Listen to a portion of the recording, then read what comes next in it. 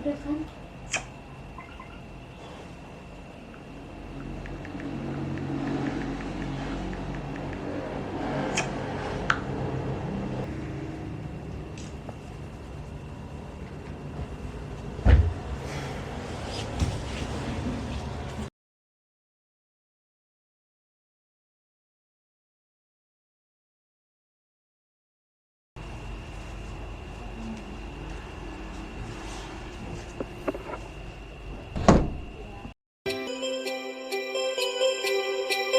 Halo semuanya, watashi no gamai wa Fikiden, yoroshiku onegaishimasu.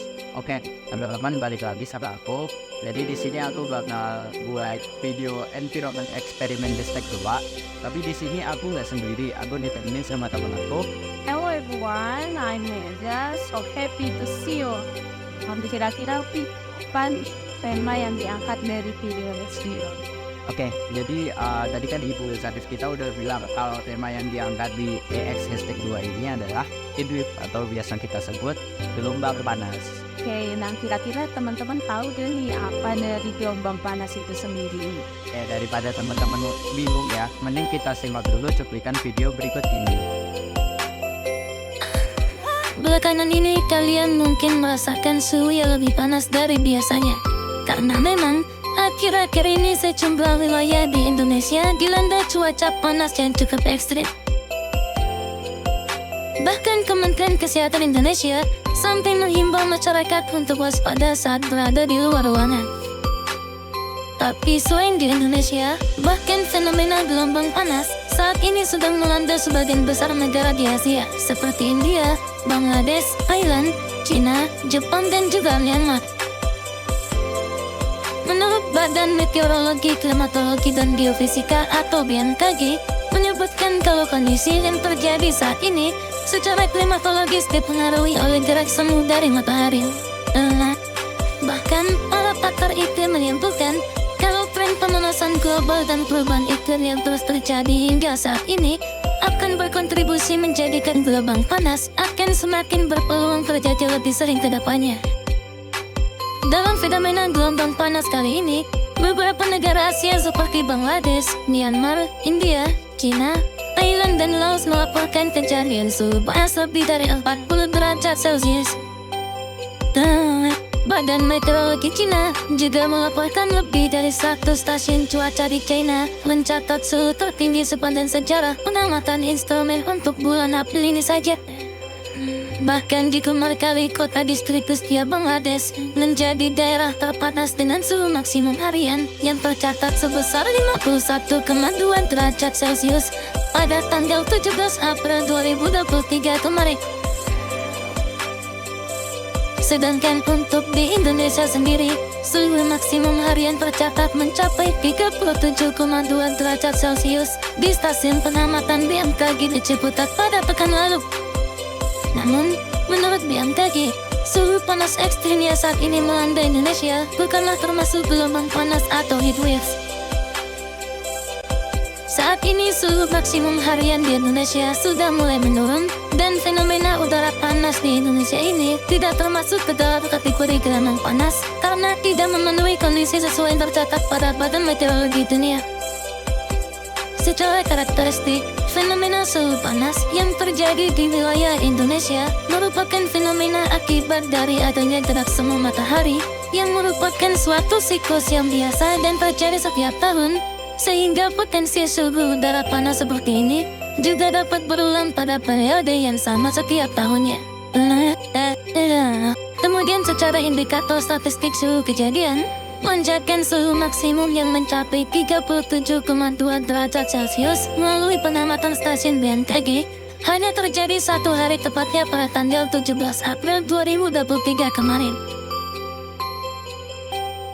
Saat ini, suhu tinggi tersebut sudah turun dan kini suhu maksimum teramati berada dalam kisaran 34 hingga 36 derajat Celcius di beberapa lokasi saja. Jadi, variasi suhu maksimum 34 sampai 36 derajat Celcius untuk wilayah Indonesia masih dalam kisaran normal klimatologi dibandingkan dengan tahun-tahun sebelumnya. Jadi kalian semua udah nggak perlu panik ya, karena Indonesia bukanlah termasuk negara yang terkena gelombang panas atau heatwave. Nah kemudian, apakah matahari yang menyebabkan semua ini? Gelombang panas merupakan fenomena cuaca yang kompleks dan dapat dipengaruhi oleh berbagai faktor, termasuk pola cuaca lokal, kondisi atmosfer, dan aktivitas manusia seperti urbanisasi dan emisi gas rumah kaca. Meskipun matahari adalah sumber panas utama bagi bumi, namun matahari tidak secara langsung menyebabkan gelombang panas saat ini. Sebaliknya, gelombang panas malah biasanya disebabkan oleh adanya sistem tekanan tinggi yang menyebabkan udara panas terperangkap di dekat permukaan bumi, sehingga mencegah udara dingin beredar di sekitar daerah yang terkena gelombang panas. Hal ini dapat diperburuk oleh faktor lain seperti tanah yang kering, kelembapan udara yang rendah, dan pola angin yang mencegah udara dingin mencapai daerah yang terkena gelombang panas. Namun dengan demikian, perubahan iklim yang terjadi akibat emisi gas rumah kaca dapat meningkatkan frekuensi dan intensitas gelombang panas dengan meningkatkan suhu global dan mengubah pola cuaca. Jadi, meskipun matahari tidak secara langsung menyebabkan gelombang panas saat ini, energi yang dikeluarkan oleh matahari merupakan faktor yang berkontribusi pada pemanasan global secara keseluruhannya. Apakah dampak mengerikan dari gelombang panas atau heatwave? Heatwave atau gelombang panas adalah serangan cuaca panas ekstrim yang berlangsung beberapa hari atau bahkan minggu. Dan fenomena ini tentu dapat menimbulkan berbagai dampak mengerikan bahkan sampai kematian.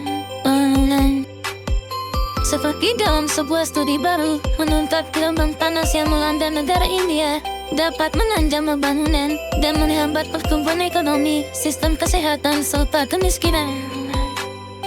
Selain itu, gelombang panas ini telah menimbulkan dampak yang signifikan juga, menyebabkan padamnya listrik, meningkatnya polusi udara dan debu, hingga peningkatan pencairan glasial di wilayah India Utara. Gelombang panas di India tercatat telah menyebabkan kematian lebih dari 24.000 orang sejak tahun 1992. Dampak ini diperkirakan akan terus memburuk seiring dengan semakin memburuknya juga frekuensi dan intensitas dari gelombang panas yang terjadi saat ini. Dalam studi tersebut juga mengungkapkan bahwa 90% bagian negara India dapat terdampak secara signifikan dan mengalami gelombang panas dalam tingkat bahaya ekstrem berdasarkan indeks panas. Nah, pada intinya, fenomena gelombang panas bukanlah fenomena yang bisa diremehkan, karena sudah ada ribuan nyawa yang melayang akibat adanya fenomena ini.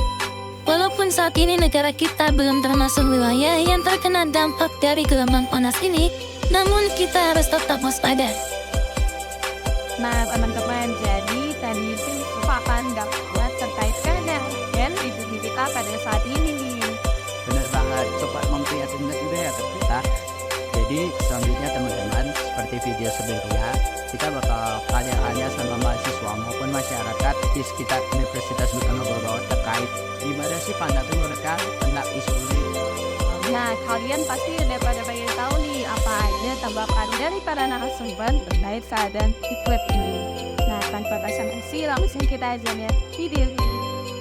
Halo semuanya, aku Sinta dari Teknik Infrastruktur Sipil dan Perancangan Arsitektur Angkatan 2021. Nama saya Iqbal Yata, saya dari Fakultas Komunikasi jurusan Bahasa Asing Kerampan. Nama saya Laila Lutfi, mahasiswi semester akhir Universitas Diponegoro. Aku dari D4 Akuntansi Perpajakan yang kita beri suara Angkatan 21. Halo semuanya, nama saya Abai, saya asli Semarang. Panas banget sih. Panas banget ya. Emang cuaca Semarang tuh terkenal panas ya. Wah, panas banget, Mbak. Panasnya panas banget, terutama Semarang bawah ya. Iya banget sih, panas banget. Peningkatan suhu ya, karena kita kan lebih dekat laut tuh. Biasanya gara-gara itu sih banyak kendaraan. Semarang tuh nggak ada kayak green space gitu ya di kota Semarang gitu, kayak taman kotanya kurang atau kayak di bagian yang padat hunian gitu tuh kayak green space-nya kurang aja gitu. Kalau di Semarang kan memang kotanya kota besar ya, kota metropolitan, juga kendaraannya juga banyak, populasinya juga banyak. Nah itu mungkin salah satu yang menyebabkan, karena kan terkait polusi udara kan menyebabkan terkait panasnya dari kota itu tersebut.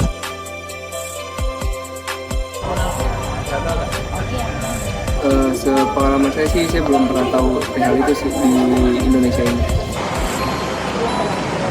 Enggak mas, kurang tahu sih sebenarnya. Yang saya tahu mengenai heatwave atau gelombang panas ini disebabkan oleh efek rumah kaca. Cuaca ekstrim, suhu panas yang berlebih, dan bahkan sampai yang berlaku baca itu di beberapa negara sampai menyebabkan kematian. Naik motor. Atau pergi kampus pakai naik motor. Kendaraan pribadi sih. Pastinya bawa kendaraan pribadi. Naik motor sendiri, kadang naik BRT. Kalau aku motor, tapi kalau misalnya ada kelas yang jam 1 siang mulainya, biasanya aku pakai mobil sih. Kalau untuk di kelas sih biasanya kan ada yang OB yang matiin ya mas ya. Cuman kalau untuk di kosan sih biasa pagi pasti mati sih. Kalau AC sejauh ini nggak pernah, karena gimana ya, kan AC pengaruh di listrik sih gitu. Cuma kalau pas lagi di rumah ya memang AC yang full, karena kan AC itu udah nggak pengaruh sih. Lebih bisa balik lagi ya, itu lebih ke kayak kesadaran dari warga kota Semarang sendiri gitu untuk merubah kotanya lebih kayak apa ya, lestari gitu ataupun friendly gitu untuk lingkungannya. Bisa normal lagi sih kemungkinan bisa, cuman dari kitanya harus ada kesadaran diri lah. Setahu aku sih harusnya karena ini sementara, bukan yang temporary, bukan yang kayak permanen. Harusnya sih entar mungkin waktu mau memasuki musim hujan, heatwave-nya udah nggak ada sih. Kalau menurut saya kemungkinan bisa dengan cara kayak penanaman pohon yang lebih banyak juga. Kalau saya sih biasanya nanam tanaman itu hijauan sekitar rumah. Nah itu sering-sering menyiram tanaman. Dari saya ini sih mas, dulu saat kuliah juga ikut menanam pohon kayak gitu aja sih mas. Kalau salah satunya kan juga skripsi saya juga mengurangi terkait karbon dioksida, kayak gitu sih mas. Kendaraan pribadi kan bisa diganti naik kendaraan umum, kalau enggak jalan kaki. Terus rebosias diupayakan untuk tidak menggunakan kendaraan pribadi gitu, jadi bisa dialihkan ke kendaraan umum. Kalau dari saya sih belum, cuman di rumah saya menanam pohon. Apa ya, penghijauan atau apa gitu ya dilakuin lah gitu, karena dampaknya tuh karena udah kerasa banget nih sekarang, apalagi nanti 5-10 tahun lagi kita nggak tahu keadaannya akan seperti apa. Kurangi kendaraan pribadi, terus mending naik kendaraan umum, terus jalan kaki, kalau enggak sambil melakukan penghijauan. Karena ini kan berkaitan dengan ekosistem, menyiram tanaman itu yang pertama. Yang kedua adalah ya dengan menanam tanaman, entah itu beli tanaman, menyiram tanaman, udah itu aja sih. Jadi mengurangi kendaraan bermotor yang karena kan itu juga mengandung polusi udara, jadi tambah panas nanti. Kalau bisa kurangin aja pemakaian kendaraan yang pakai motor, mobil. Kalau misalnya nggak penting-penting banget, ditahan dulu muter-muternya, terus kayak stay safe aja. Kalau misalnya keluar pakai masker ya, terus juga jaga kesehatan juga kan, karena iklimnya nggak nentu banget ya. Lebih peduli terhadap lingkungan tadi, lupa mati nasi juga mungkin itu salah satu penyebab. 2023 harus lebih dingin. 2023 harus lebih dingin. 2023 harus lebih dingin. 2023 harus lebih dingin. 2023 harus dingin. 2023 harus lebih dingin. 2023 harus lebih dingin ya. 2023 harus lebih dingin. 2023 harus lebih dingin. 2023 harus lebih dingin. 2023 harus lebih dingin. Nah, itu tadi merupakan tanggapan dari teman-teman mahasiswa maupun masyarakat di sekitar Universitas Diponegoro, teman-teman. Nah, dari video ini kita jadi lebih tahu nih, ternyata sebagian dari mereka ada yang masih belum tahu terkait apa itu heatwave, dan juga sebagian dari mereka ada yang sudah tahu nih. Benar banget. Nah, dari video ini diharapkan teman-teman agar bisa lebih peduli lagi terhadap isu lingkungan, terutama dalam rangka menurunkan heatwave ini. Karena pada akhirnya manusia hanya akan dihadapkan dengan dua pilihan, yaitu membeli tabung oksigen atau menjaga oksigen gratis yang telah tersedia. Nah, benar banget nih apa yang dibilang Vicky tadi. Oleh karena itu, kita cukupkan aja ya video Rex kali ini. Ingat, 2023 harus lebih dingin. jadi jika maju tahu, Siap angin, asik jaga selalu ciptaan dari Sang Maha Pencipta. Jadilah tinggi seperti langit, namun jangan lupa untuk selalu rendah hati seperti bumi. Aku Najwa. Dan aku Vicky. Sampai bertemu di video selanjutnya.